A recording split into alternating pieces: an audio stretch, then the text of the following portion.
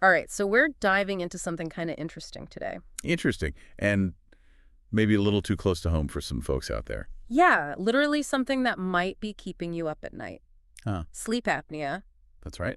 We're going deep on a treatment for obstructive sleep apnea, OSA, we'll just call it OSA from here on out. Makes sense. It's called Auto-PAP, also known as APP. Right?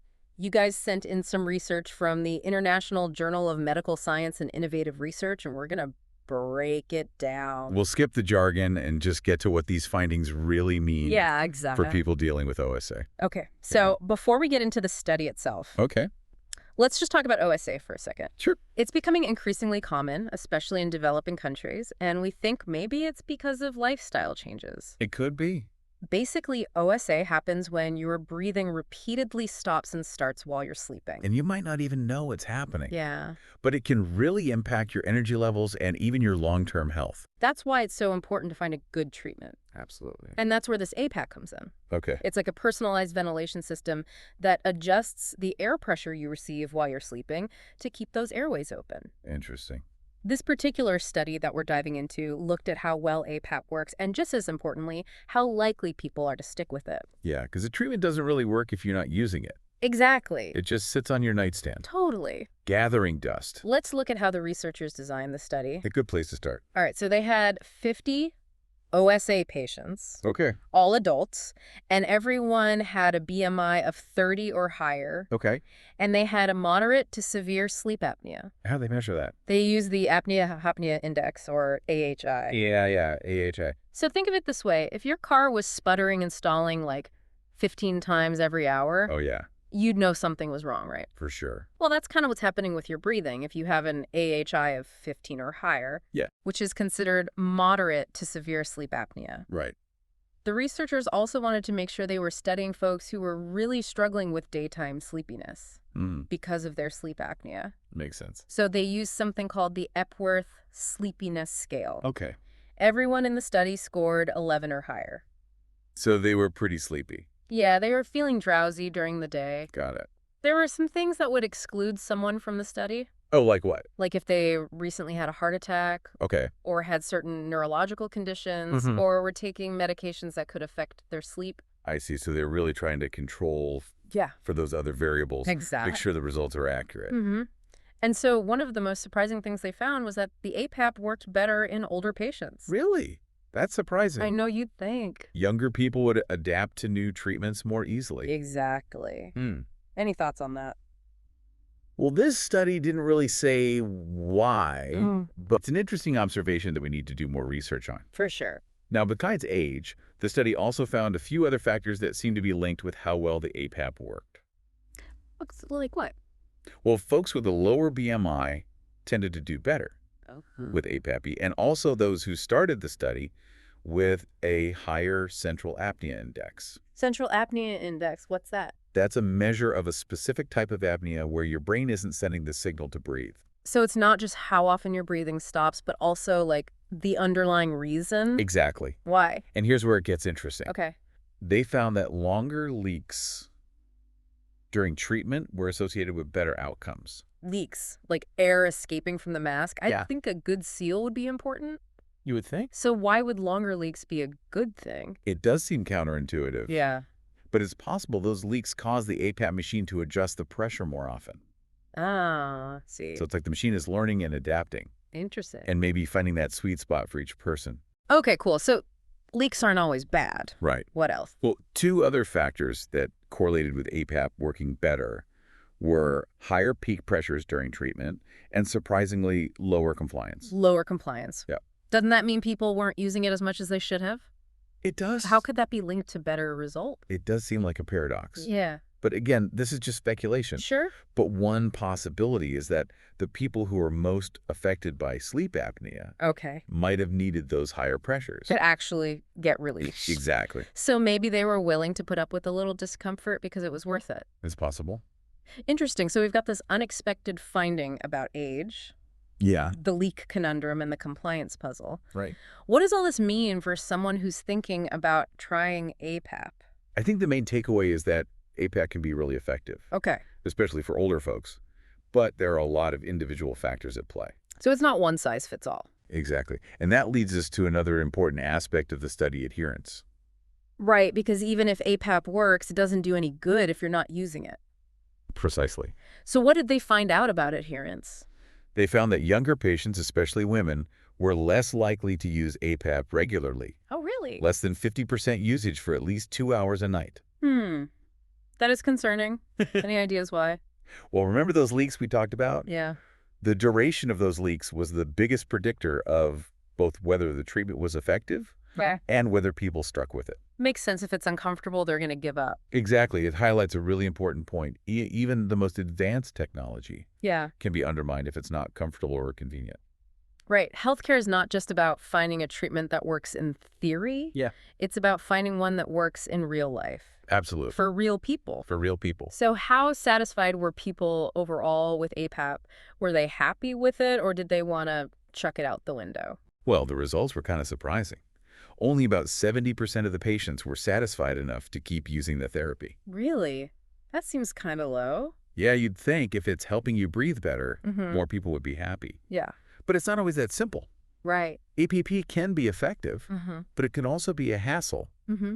Finding the right mask, Yeah. getting used to the air pressure, Yeah. dealing with those leaks. Yeah, it's a process. It is. Okay, so to sum up this first part of our deep dive into this study, what are the key takeaways?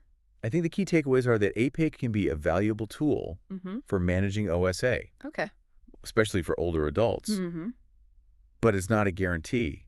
And consistent use is really important. Right. And patient comfort plays a huge role. It's not just whether it works. Yeah. It's whether it works for you. Exactly. And there's still a lot we don't know. Okay. More research is needed to understand who benefits most and how we can improve those adherence rates we need to make this treatment more user-friendly.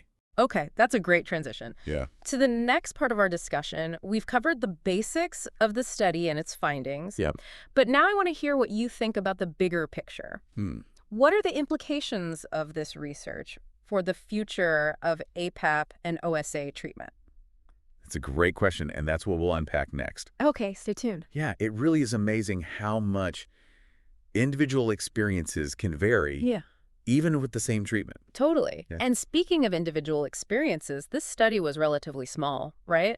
Only 50 participants. Right. So we need to be careful Yeah. about making any generalizations. Absolutely. We need larger and more diverse studies to confirm these findings and explore all those little nuances. For sure. But even with those caveats, Yeah. I think this research gives us some valuable things to think about. It does. Like it challenges our assumptions Yeah. about who benefits most from APAP. It really does. And it highlights the importance of looking beyond just the numbers. Yes. Like the AHI scores the leak durations and considering the whole person, Yeah. their lifestyle, Yeah. their preferences, their comfort level. Yeah, because at the end of the day, the most effective treatment is the one that people will actually use. Exactly. The one that actually improves their quality of life. It's got to work for them practically, Right. not just on paper. Okay, before we wrap up, I want to go back to something we talked about earlier. Right. The fact that the study was done in a developing country.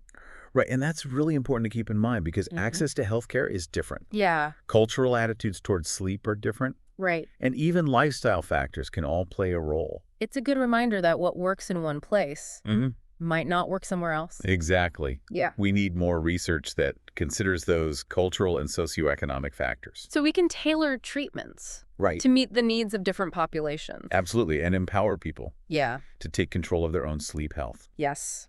Knowledge is power. Okay, so to sum up this deep dive, we've explored some really interesting stuff We have? from this APAP study. Uh-huh. We learned that older folks might respond better to this treatment, Right.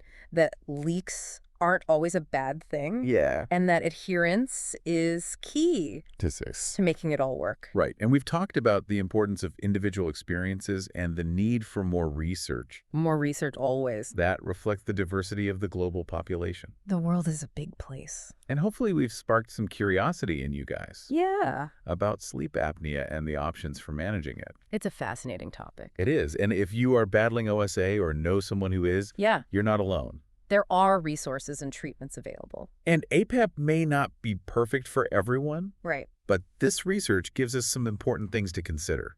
Absolutely. And it really underscores the importance of talking to your doctor Yes. about your sleep. Don't be afraid to ask questions. Please ask questions. Advocate for yourself. Yes. It's a partnership. You and your doctor working together That's how it should be. to find the treatment that fits your lifestyle and your preferences Right. so you can finally get a good night's sleep.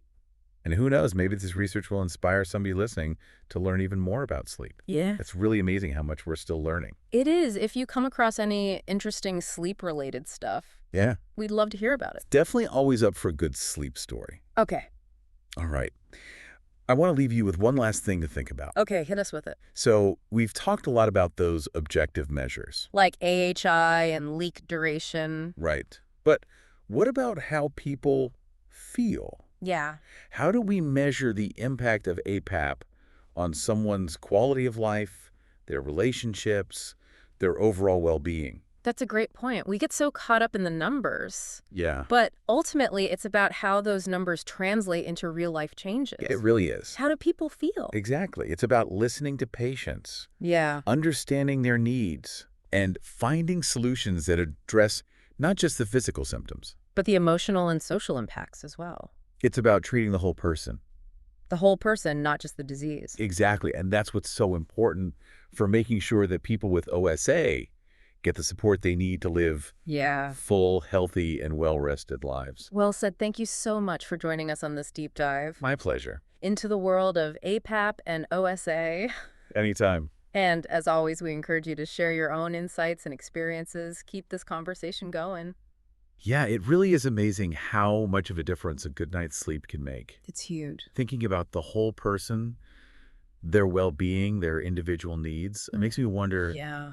what can people do themselves, Okay. even before they try APAP or other treatments, Right. to improve their sleep? Like what kinds of things are we talking about? Like those lifestyle factors we mentioned earlier. Oh, yeah. Those are important. And we focus so much on treatments Right. that we forget about those basic things that we That's can it. all do. Like making sure your bedroom is cool, dark, and quiet. Oh, yeah, that's a big one. Limiting screen time before bed. Oh, yeah. The blue light, Establishing a regular sleep schedule. even on the weekends. Yes, even on the weekends. That's tough. I know. That's so important. They seem simple, but they can make a huge difference. For sure. And even things like managing stress, Mm-hmm. getting regular exercise, Yeah. watching your diet. It's all connected. It really is. It's about taking a holistic view of your health. Absolutely. And sleep is a big part of that. Huge. Well, I think this has been a really insightful deep dive. And as We've learned a lot about APAP we have. and OSA, Uh-huh. but also just about sleep in general. Right. Sleep is important. It is. Yes. If you're struggling with sleep apnea or just want to learn more about it, Yeah. definitely talk to your doctor. They can help. They can help you figure out what to do. Absolutely. And remember, Yeah, a good night's sleep is possible. it is. It might take a little effort, some trial and error, Yeah, but it's worth it. it is. You deserve to wake up feeling refreshed Yes. and energized. ready to go. That's what we all want, right? That's the dream. Oh, Thanks for joining us it's been a pleasure. for this deep dive. I always enjoy these conversations. Me too. And to all of you listening, thanks for tuning in. We'll catch you next time.